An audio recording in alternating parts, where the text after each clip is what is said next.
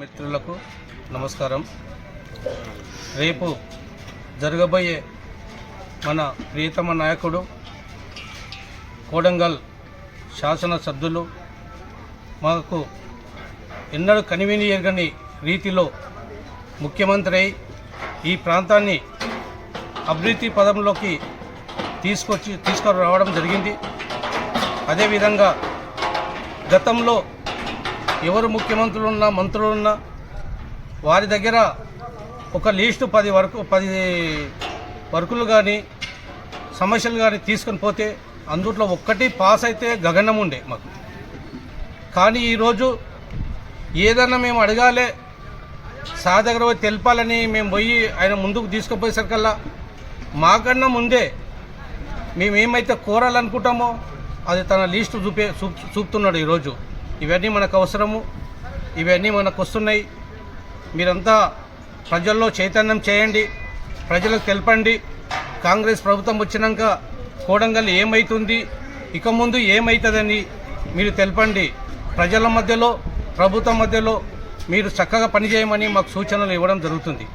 అదేవిధంగా ఈరోజు కోడంగల్ ప్రాంతంలో ఎక్కడైనా సరే ఏ పని అయినా సరే అది మా దృష్టికి కానీ మరి పెద్దలు గురునాథ్ రెడ్డి గారు ఉన్నారు, ఆయన దృష్టికి తీసుకొచ్చిన కూడా ఇంకా ఏమైనా మిస్ అయినా కూడా అవి దృష్టికి తీసుకొస్తే అవి పెద్దలు ముఖ్యమంత్రి దగ్గర తీసుకెళ్ళి తప్పకుండా అది కూడా శాంక్షన్ తేవడానికి మేమంతా సిద్ధంగా ఉంటాం. మరి రేపు కోడంగల్ నియోజకవర్గం సంబంధించినటువంటి కోజ్గి సభలో పెద్ద బహిరంగ సభ, ఇక్కడ 10 శంకుస్థాపన అభివృద్ధి సంబంధించినటువంటి శంకుస్థాపనలు ఉన్నాయి. కాబట్టి ఈ సభకు వివిధ తాలూకా నుంచి జిల్లా వ్యాప్తంగా మరి కాంగ్రెస్ నాయకులు కానీ కొన్ని స్వచ్ఛంద సంస్థలు మరి వివిధ శాఖలకు సంబంధించినటువంటి ఆఫీసర్లు అందరూ ఇక్కడికి వస్తున్నారు. కాబట్టి వాళ్ళకంతా మేము అందుబాటులో ఉండి ఈ సభ కోజ్గిలో జరుగుతుంది కాబట్టి కోజ్గి తరపున ఈ కోజ్గి మండల్ తరపున మేమంతా అందుబాటులో ఉండి మీకంతా స్వాగతం పలకడానికి మేము సిద్ధంగా ఉంటాం. మీరు పెద్ద ఎత్తున వచ్చి ఈ సభని జయప్రదం చేయాలని చెప్పి మరి కోడంగల్ తరపున కోజ్గి మండల్ తరపున కోజ్గి మున్సిపల్ తరపున స్వాగతం పలుకుతూ ఈ విధంగా ఈ అవకాశం ఇచ్చడానికి మీ అందరికీ ధన్యవాదాలు తెలుపుతూ జై కాంగ్రెస్, జై రేవంత్ రెడ్డి. రేపు జరగబోయేటువంటి రేవంత్ రెడ్డి గారి ఒక బహిరంగ సభకు చాలామంది అధిక సంఖ్యలో పాల్గొని ఈ యొక్క సమావేశాన్ని జయప్రదం చేయాలని చెప్పి కోరుతా ఉన్నాం. ఎందుకంటే మన ప్రాంతం నుంచి మొట్టమొదటిసారిగా రేవంత్ రెడ్డి గారు ఎమ్మెల్యేగా గెలిచిన తర్వాత వారు ముఖ్యమంత్రి కావడం, ఈ ప్రాంతం అంతా కూడా వెనుకబడిన ప్రాంతం, ఈ ప్రాంతానికి సుమారు 40-50 సంవత్సరాల నుంచి మంత్రి పదవి కూడా లేనటువంటి నియోజకవర్గం మీ కోడంగల్ నియోజకవర్గం కాబట్టి ఏకంగా రేవంత్ రెడ్డి గారు ముఖ్యమంత్రి స్థాయిలో ఉన్నారు. కాబట్టి వారు గెలిచిన 2 నెలల లోపలనే ఈ యొక్క కొడంగల్ నియోజకవర్గాన్ని దృష్టిలో పెట్టుకొని ఈ యొక్క నారాయణపేట జిల్లాని దృష్టిలో పెట్టుకొని 69 జీవో ద్వారా ఈ యొక్క ప్రాంతాన్ని శశిశంబలం చేయడానికి జీవో తీసుకొచ్చి దాన్ని కేటాయించడం జరిగింది. అలాగే కొడంగల్ లోపల ఒక మెడికల్ కాలేజీ నిర్మాణం చేయడం జరుగుతూ ఉంది. అలాగే కోజ్గి లోపల ఒక ఇంజనీరింగ్ కాలేజీ కూడా ఏర్పాటు చేయడం జరుగుతూ ఉంది.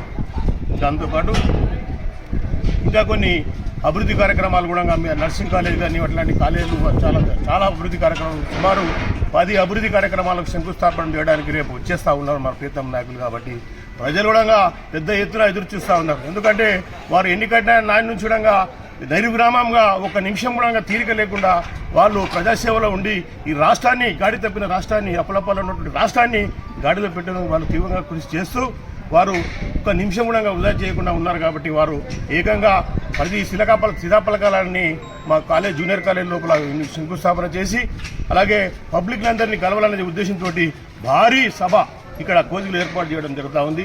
ఎందుకంటే వారు వచ్చి వారందరికీ గెలిచిన తర్వాత వాళ్ళందరికీ కోజ్గి ప్రజలకందరికీ కూడా అభివందనాలు తెలియజేయడానికి వస్తున్నారు. కాబట్టి వారికి మనం కూడా పెద్ద ఎత్తున వారికి హాజరై ఆ సభను జయప్రదం చేసి వారికి ధన్యవాదాలు తెలపాల్సిన అవసరం మన ప్రాంత ప్రజల మీద ఉంది. కాబట్టి ఈ యొక్క సమావేశానికి మన మంత్రులు, ముఖ్య నాయకులు, ఎమ్మెల్యేలు చాలామంది పెద్ద పెద్ద నాయకులు వస్తూ ఉన్నారు. కాబట్టి ప్రజలందరూ కూడా మీ యొక్క అమూల్యమైన సమయాన్ని కేటాయించి వారికి సమయానికి మీరందరూ ఇచ్చేసి వారికి ఆహ్వానం పలకాలని చెప్పి కాంగ్రెస్ పార్టీ తరఫున తెలియజేస్తున్నాను.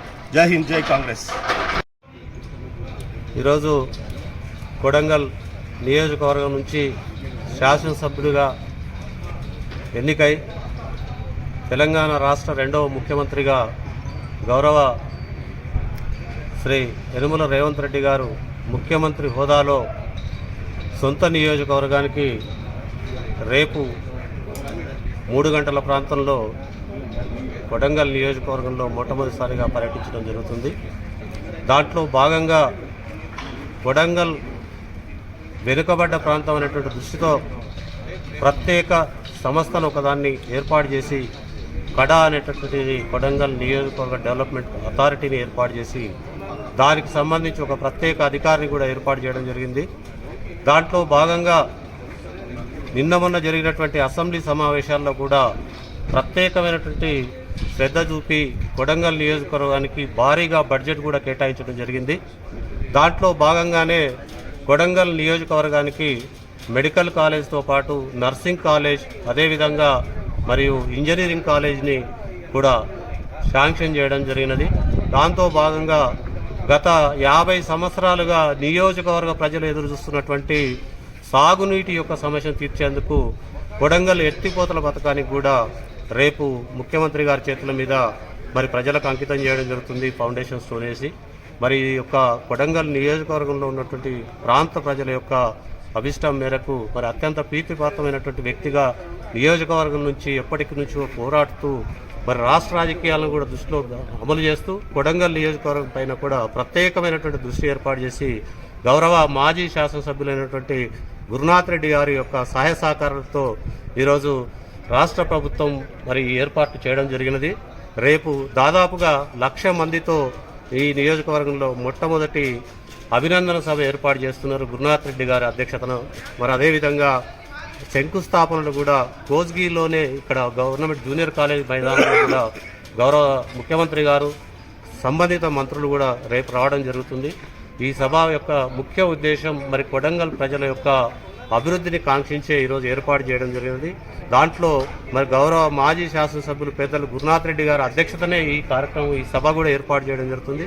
ఈ సభాధ్యక్షులుగా కూడా గౌరవ గురునాథ్ రెడ్డి గారే ఈ సభ నిర్వహిస్తారు. మరి అదేవిధంగా ఈరోజు ప్రజల యొక్క అభిష్టం మేరకు జరిగినటువంటి ఏర్పాట్లన్నిటి కూడా మీ మీడియా మిత్రులందరూ కూడా సహకరించి ప్రజల్లోకి చేరే విధంగా డెవలప్మెంట్ విషయం అంటే వచ్చినటువంటి యొక్క నిధులను ఏ విధంగా మరి నియోజకవర్గానికి అభివృద్ధికి తోడ్పాటు విధంగా ఉండాలని చెప్పి కోరుకుంటూ మీరందరూ కూడా ప్రజలకు చేర్చాలని చెప్పి మీడియా మిత్రులకు మీడియా ద్వారా మీకు తెలియజేసుకుంటూ మరి అదేవిధంగా మిగతా కార్యక్రమం అంతా కూడా రేపు 3 గంటలకు ప్రాంతంలో సీఎం గారితో పాటు మరి కన్సర్న్ మినిస్టర్స్ కూడా రాబోతున్నారు. అదేవిధంగా 3 గంటలకు 4 గంటలకు శిలాఫలకాలో ఇనాగ్రేషన్ ఉంటుంది. ఆ తర్వాత 1,00,000 మందితో భారీ బహిరంగ సభ కూడా ఉంటుంది. ఇదందరికీ కూడా మీరు సహాయ సహకారం అందించి దిగ్విజయం చేయాలని చెప్పి కోరుకుంటున్నాను.